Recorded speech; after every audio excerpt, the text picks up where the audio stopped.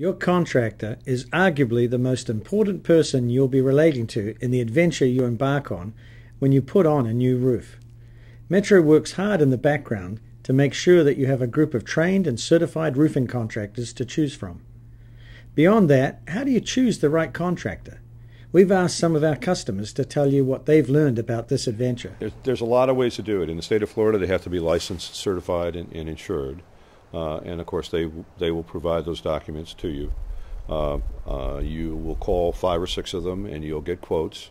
And then you have that's the question: who do I pick? In my experience, I've picked some good ones, and I've picked some bad ones. I can't say one way. I don't have a foolproof method how to do it. But if I was putting on a roof, I would choose an established company that's been in business for 30 years with a number of employees. How do I pick a contractor? Make sure I have a contract. Get references. Talk to the person that they just did the job for. I didn't even have to ask for a contract. I was offered a contract. That right there, that says volumes about the person you're talking with. If they offer you a contract, it means they do everything by the book. For me, the way I picked one, you find somebody that you trust, that you feel is honest in what he's telling you. And then I would back that up with some research of your own. Look or listen to what he tells you, and then research it for yourself. Make phone calls.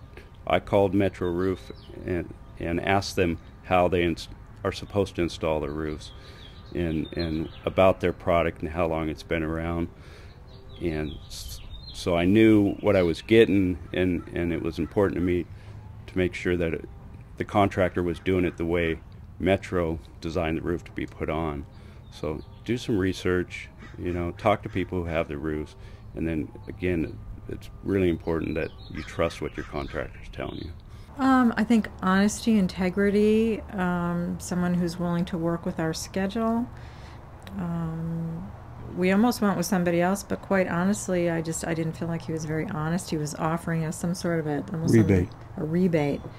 After 4 years, you got all your money back, and I thought, oh, that just sounds like a scam, So I wanted somebody who was very honest, and I went on the internet and looked to see if there had been any complaints, and it's just important to me to work with somebody who's got some integrity. He was a nice guy too. Yeah, very nice, very nice. And he gave us all the information we needed. He didn't skip anything. The pluses and the minuses. And I like the fact that there were letters of recommendation, so we could actually read, other people's experiences.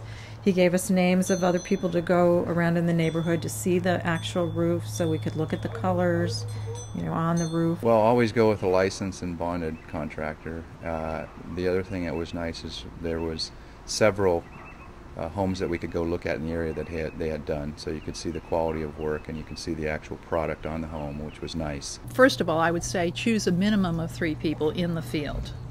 Certainly get references and check the references. You don't want his brother-in-law, you don't want his mother telling you what a wonderful contractor he is and how he fulfills it, so you're going to need to check the references. Secondly, I went to the State Contractors Board. I actually went online, got the contractors' license numbers, and actually checked it. First of all, were they certified in the area that he said? Because sometimes someone will say, oh yeah, I'm a contractor. Well, he's certified to do stone flooring and he's doing roofing? Or he's certified to do plumbing and he's doing roofing? Yeah, he has a state contractor's license. Are they bonded? Are they insured? 2 major things, because if you give them money and they should go AWOL with it, you at least have some chance of recovering some of that money and finishing the job. If they're not, you're in trouble. Secondly, check locally with people. I checked with the Better Business Bureau locally and said, have these people ever had any reports? And then I interviewed the people themselves. Tell me about how long have you been in the business? Where have you worked before? That kind of thing.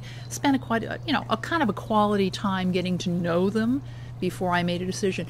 Also, I think it's interesting because we had another job recently done, and I interviewed a group of contractors for this particular job.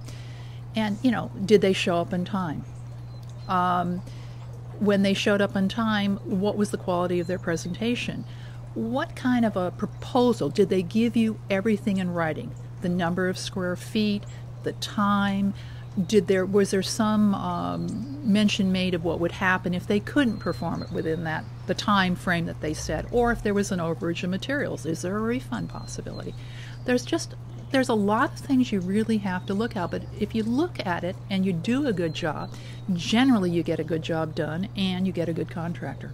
I've been in business all my life. Now in Florida, you have a lot of runaway artists.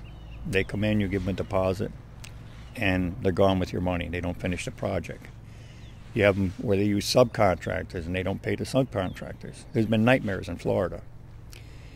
We researched and researched and researched. We met with different people.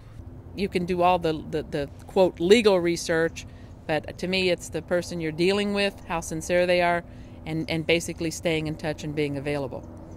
People can go online in the state of Florida to the contractor's license, DBBR. You can go and click on them. You can see if there have been complaints filed about them. You can see what type of license they have. There are different licenses for contractors. You can also easily determine how long they've been in business, and you can do that type of research. But I did that, but to me the most important thing is meeting person to person with the person you're going to deal with. So if you're interviewing salespeople, and I'm a salesperson, so if you're interviewing salespeople, you want to make sure that, number one, there has to be a very basic trust. There has to be sincerity, and the way I approach it, I tell them up front, I want to deal with you. So if you're gonna just write the paperwork and then push it off on somebody else, then I'm not comfortable with that.